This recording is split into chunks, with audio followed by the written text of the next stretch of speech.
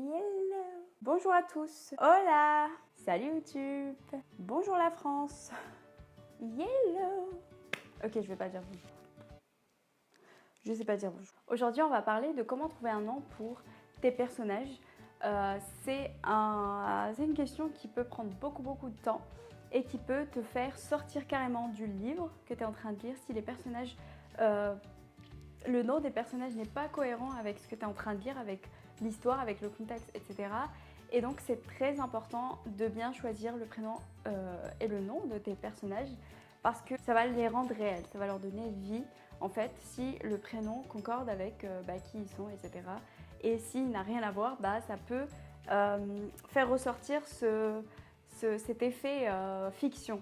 C'est à prendre au sérieux et j'ai quelques petits conseils pour toi pour bien choisir le nom de tes personnages.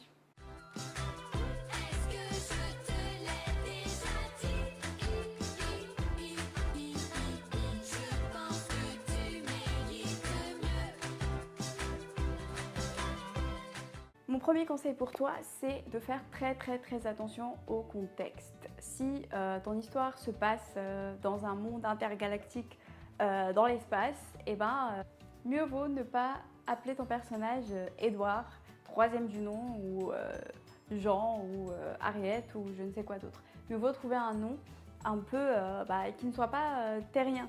Un nom un peu bizarre quoi. Si ils n'ont aucune relation avec la Terre, c'est un peu chelou que ton personnage ait un prénom terrien. C'est bizarre, ça paraît... voilà. Donc si c'est dans un monde qui n'a rien à voir avec la Terre et que c'est vraiment, t'as inventé un univers, etc., essaye de trouver des noms qui sont, qui appartiennent à cet univers, qui n'appartiennent pas à notre univers réel qui est la Terre. Si ton personnage est un personnage du XVIIIe siècle par exemple, ne l'appelle pas Kevin. Enfin, ça n'a aucun sens. Et j'ai déjà vu ça, notamment sur Wattpad, ça n'a aucun sens. Donc si ton personnage est un Français du XVIIIe siècle, appelle-le Catherine, Anne, Gilles, François, Albert et plein d'autres. Il suffit de rechercher les prénoms qui étaient communs au XVIIIe siècle et de trouver un qui te plaît. Mais si tu prends des prénoms d'aujourd'hui et que tu les superposes au XVIIIe siècle, ça va faire sortir ton lecteur de la fiction en lui rappelant qu'il est en train de lire un livre et que voilà, il y aura une grosse incohérence tout au long du livre parce que le prénom, ça va suivre le lecteur tout au long du livre. Donc cette incohérence, ça va vraiment suivre les lecteurs jusqu'à la fin et c'est dommage. C'est dommage que juste pour une question de prénom, qu'on retienne de ton livre juste cette incohérence. Maintenant, si tes personnages sont français, si tes personnages habitent en France, il serait logique de leur donner des prénoms français. Et ça, c'est une erreur que je vois très souvent sur Wattpad, qui est que les auteurs écrivent des romans, des fictions, des histoires qui se passent en France et tous les personnages ont des prénoms américains. C'est chelou, ça n'a aucun sens, ça n'a vraiment aucun sens. Il faut que tu restes cohérent. Donc faites attention à ça. Je veux dire, tu es d'accord que si tu vas dans une cour de récré, là maintenant tu vas pas trouver des Sawyer, des Kate, des Jake, des Ryan et compagnie. Non. Mon deuxième conseil, ce serait, cette fois-ci pour les noms de famille, essaye de prendre en compte la famille de ton personnage, s'ils sont très riches, s'ils sont très pauvres, s'ils sont dans la classe moyenne. Tu pourras jouer sur le nom de famille, comme par exemple ils l'ont fait dans Gossip Girl où les riches ils avaient des noms de famille un peu orgueilleux et les gens pauvres ou normaux avaient des prénoms, des noms de famille très communs. Donc voilà, c'est des petits signaux qui te rappellent le statut du personnage à chaque fois que tu l'entends. Par exemple, si ton personnage s'appelle Alex, tu peux l'appeler, s'il est français, s'il vient d'une famille bourgeoise française, tu peux lui donner par exemple un nom de famille qui va souligner une appartenance comme Alex d'Auvrocher ou Alex de la Gastille. Mon troisième conseil, ce serait que tu n'es pas obligé de t'adapter au genre du livre. Si par exemple ton histoire se passe sur Terre et que c'est une histoire de science-fiction par exemple, et ben t'es pas obligé d'appeler ton personnage Alexandrone ou Galaxica, ou voilà, t'as compris. T'es pas obligé, tu peux l'appeler Charlotte ou Jean ou Albert.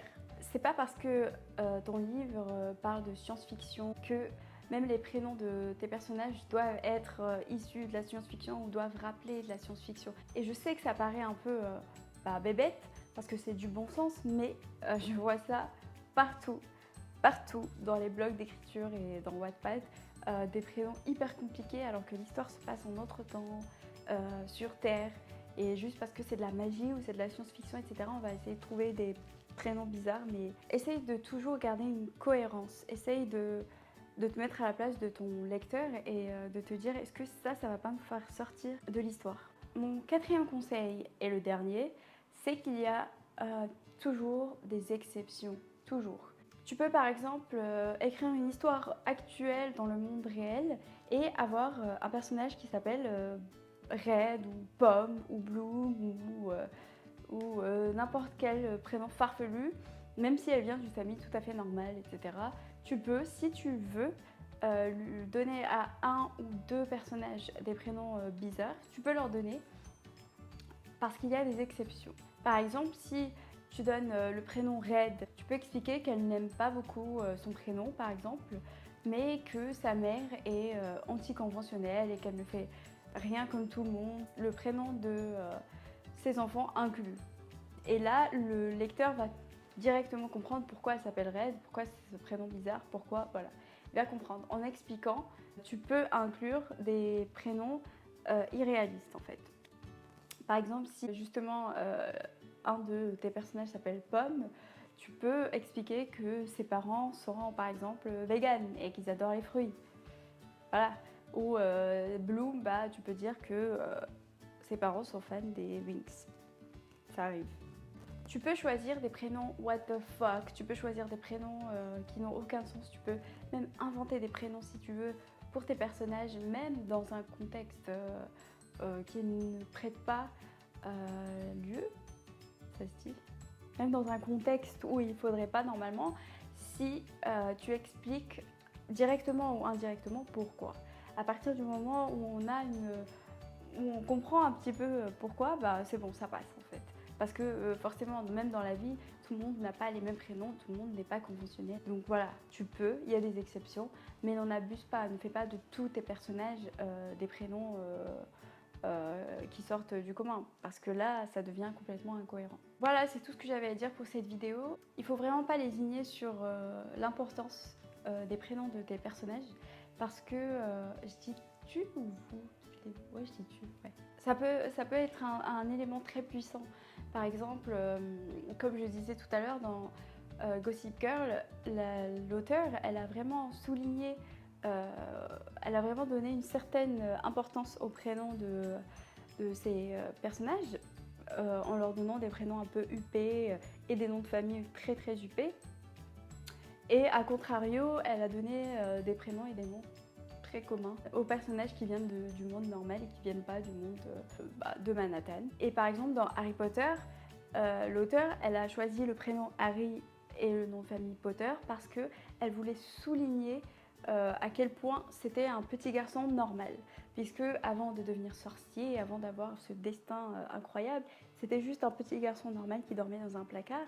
Et J.K. Rowling, elle voulait vraiment souligner, elle voulait vraiment que ce prénom, le prénom de son personnage, le dise lui-même, qu'on n'ait même pas à connaître le personnage, juste en connaissant son prénom et son nom de famille, on sait que c'est un petit garçon commun qui n'a rien d'exceptionnel, puisque Harry est un des prénoms les plus utilisés, les plus appelés en Angleterre, et Potter c'est un nom de famille des plus normaux, c'est très commun. Et donc elle a donné une certaine puissance au prénom d'Harry Potter, puisque ça colle exactement avec ce qu'elle a voulu faire passer au lecteur, puisque Harry Potter, un petit garçon tout à fait normal, et puis bam, il a ce destin exceptionnel. Donc voilà, il ne faut pas lésigner sur les prénoms et les noms de famille, il faut qu'ils collent à vos personnages, il faut qu'ils aient une puissance si vous voulez leur en donner une. Par exemple, il y a des prénoms dont on se rappelle toujours, comme dans Hunger Games, Du coup, Katniss, ça n'existe pas. Et du coup, on ne peut pas oublier ce prénom, on ne peut pas oublier ce personnage de Katniss, puisque rien que son prénom, il reste gravé dans notre cerveau. C'est parce que l'auteur a voulu que son personnage principal, elle ait voilà, tout d'exceptionnel. Sa bravoure, son courage, son prénom, voilà, même sa coupe de cheveux, tout était exceptionnel en Katniss. Et par exemple, Harry Potter, tout était normal en lui avant que son destin soit révélé. Donc voilà, c'est des petits exemples comme ça pour vous montrer l'importance d'un prénom et il va vraiment déterminer si on va se rappeler ou pas de votre personnage, si il colle à votre personnage comme dans le cas d'Harry Potter et s'il colle à l'histoire, à la trame. Ça va vraiment déterminer beaucoup de choses. Et si tu as un personnage qui sort du contexte, qui est hors sujet de par son prénom, et ben ça va te causer énormément de tort. Voilà, c'est tout ce que j'avais à te dire pour aujourd'hui. Je te dis à bientôt pour de nouveaux conseils. Bisous, bye.